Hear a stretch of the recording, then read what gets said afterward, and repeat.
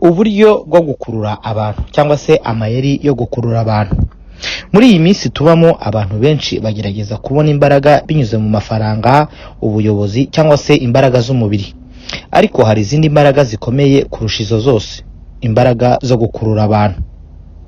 Gukurura abantu ni ubuhanga bwo gutuma umuntu akwiyumvamo, akakwishimira ndetse akifuza kukuba hafi. Izi mbaraga ntizishingira ku bwiza cyangwa se ibintu umuntu atunze, ahubwo zishingira cyane cyane ku buryo umuntu yumva abandi no ku buryo abaganiriza.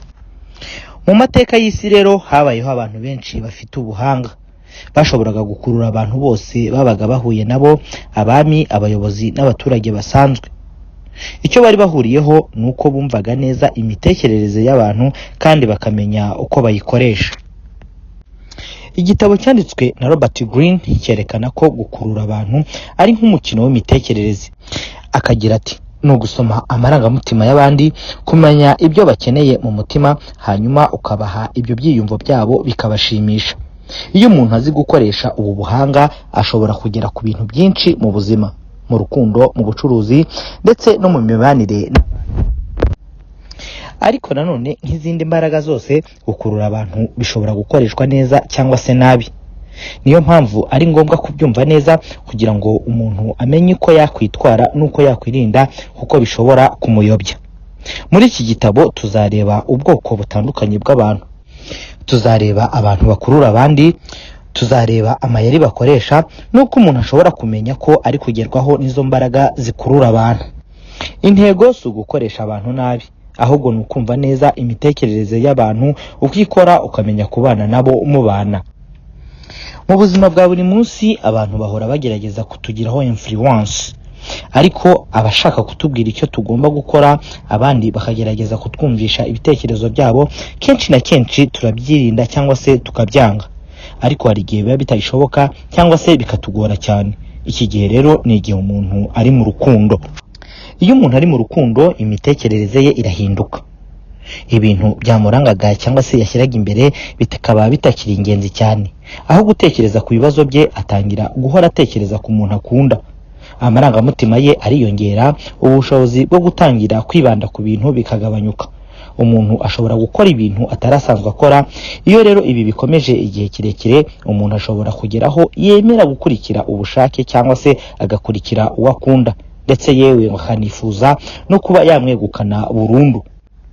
Abantu b'abahanga rero mu bitekerereze bazi gukurura abantu ndetse bakumva neza imbaraga ziri muri ibi bihe by'umuntu uri mu rukundo. Biga uko abantu bitwara iyo bari mu rukundo, biga uko ibitekerezo byabo bihinduka, n'ibintu bituma amarangamutima yabo yaguka. Kubera rero imyitozo n'ubunararibonye, aba bantu bamenya uko umuntu atuma undi muntu amukunda akamwegukana. Ni nk'uko abahanga babivuga, muri ubu buhanga babizi neza. Biroroshye cyane gutuma umuntu agukunda kuruta gutuma umuntu akugirira irari gusa. Iyo umuntu ari mu rukundo rero, aba yuzuye amarangamutima gusa. Aba yoroshye kugirwaho influence kandi ashobora kuyoborwa n'ibyiyumvo bye kurusha gutekereza neza. Gukurura abantu rero ni imbaraga zifite ingaruka zikomeye cyane mu mitekerereze y'umuntu. Iyo umuntu akwegereye akakwiyumvamo, ashobora kugeraho yemera kukwiyegurira bitewe n'amarangamutima wamuteye. Ijambo séduction rikomoka mu Kilatini, risobanura kuyobora umuntu kuva ku nzira yari asanzwe arimo akajya mu yindi. Ibi bivuga ko iyo umuntu akwegereye cyane mu marangamutima, ashobora kuyoborwa n'ibyiyumvo bye kurusha gutekereza neza. Umuntu uyobowe n'irari gusa ashobora kugorana kugenzurwa, kandi iyo amaze kubona icyo yashakaga ahitamo kwigendera. Ariko umuntu wagize urukundo nyarwo akenshi arakwiyegurira. Niyo mpamvu abantu bazi gukurura abandi badahutiraho ibintu. Bafata igihe cyo kubaka amarangamutima, bakubaka icyizere n'inyota y'urukundo. Iyo ibyo byiyumvo bimaze gukura, umuntu akunda aba yiteguye kwiyegurira uwo akunda. Ibi nibyo bituma rero gukurura abantu bitagarukira ku rukundo gusa. Bishobora no kuboneka mu mibereho rusange, mu mibanire y'abantu ndetse no muri politiki. Biragoye cyane kurwanya imbaraga zo gukurura abantu. Iyo umuntu agerageje kubirwanya cyane, akenshi usanga ari bwo uguye mu mutego, ugasanga ubigezemo. Impamvu itera ibi ngibi rero nuko benshi muri twe twigeze kugira umuntu dukunda cyane cyangwa se tukumva ko tumufitiye imbaraga mu marangamutima. Ibyo bihe rero biduha icyizere, bikadutera kumva dufite imbaraga, ariko iyo umuntu yumva afite imbaraga bituma arushaho kugira icyizere muri we. Kandi icyizere ni kimwe mu bintu bituma umuntu arushaho gukurura abandi. Hari n'igihe bibaho rero mu buzima busanzwe, wenda umunsi umwe wumva umeze neza, ufite akanyamuneza, maze ugasanga abantu bakunda cyane se bagukunda cyane kurusha uko bisanzwe. Ibi bihe rero bishobora kumara igihe gito, ariko bigasiga kwibuka gukomeye mu mutima wacu, bituma twifuza kongera kukumva za mbaraga z'ibihe byashize. Niyo mpamvu imbaraga zo gukurura abantu zikomeza kudushimisha no kudukurura. Muri iyi si ya none, imbaraga ni kimwe mu bintu abantu bashobora cyane gukunda cyangwa se gushaka, kandi hari imbaraga imwe ishobora kukugeza kukurusha izindi: ubushobozi bwo gukurura abandi bantu. Igitangaje ni uko kugira izi mbaraga bitagusaba guhindura cyangwa se uko umeze cyangwa uko ugaragara.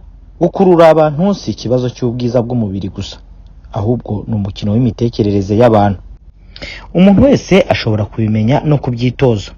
Icy'ingenzi ni ukwiga kureba isi mu buryo butandukanye, kureba ibintu nk'uko umuntu ushaka gukurura abandi abibona. Abantu bafite ubu buhanga ntibibanda cyane kuri ibi byo abandi babona. Ibyo babonesha amaso yabo ahora yerekejwe ku bandi bantu. Bashaka kumva neza ibyo abantu batekereza.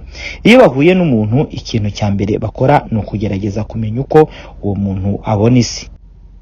Bagerageza kwishyira mu mwanya we, bakiyumvisha uko byaba bimeze kuri bo igihe baba bameze nka we.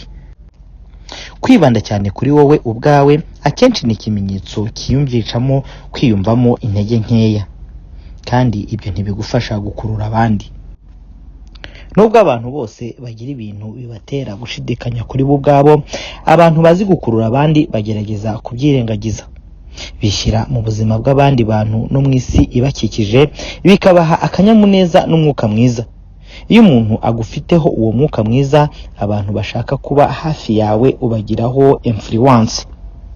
Iyo ushoboye kwiyumvisha neza undi muntu, ushobora kumenya ibimushimisha, ibimutera gukora ibyo akora, ndetse n'ibishobora gutuma atongera gutekereza neza. Abantu bazi gukurura abandi bibona nk'abazana ibyishimo mu buzima bw'abandi.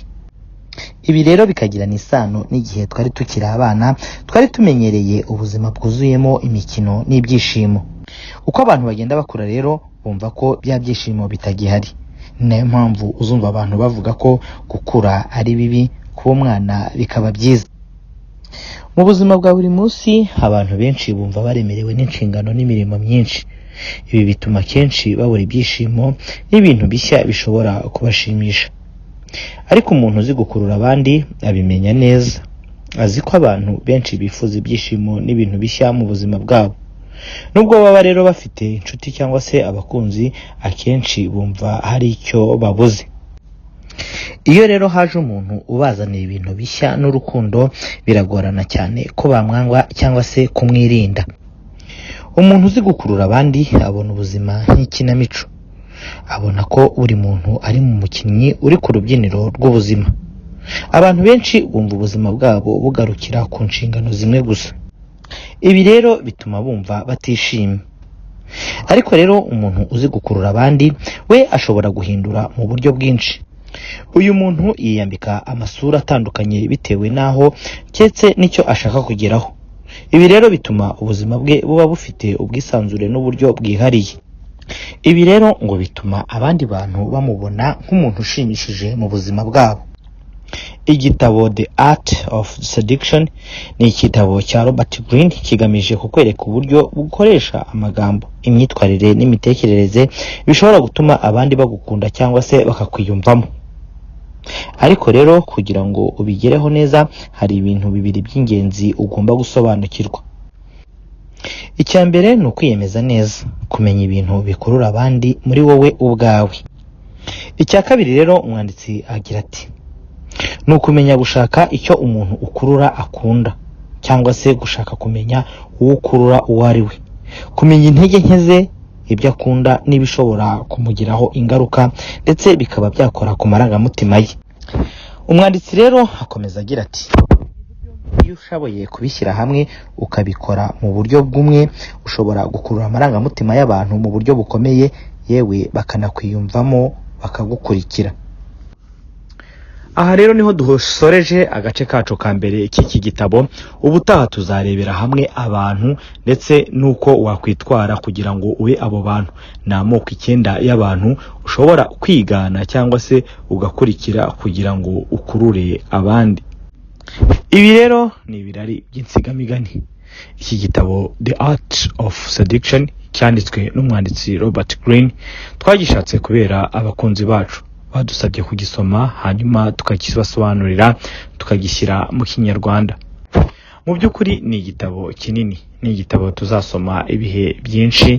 Hanyuma niba uri mushya ahangaha turagusaba kugira ngo ukande kuri subscribe, uraba wiyandikishije mu muryango mugari w'abantu badukurikira. Ngaha rero aho ducumbikiye, tuzasubire ubutaha. Nimugire amahoro y'Imana y'u Rwanda.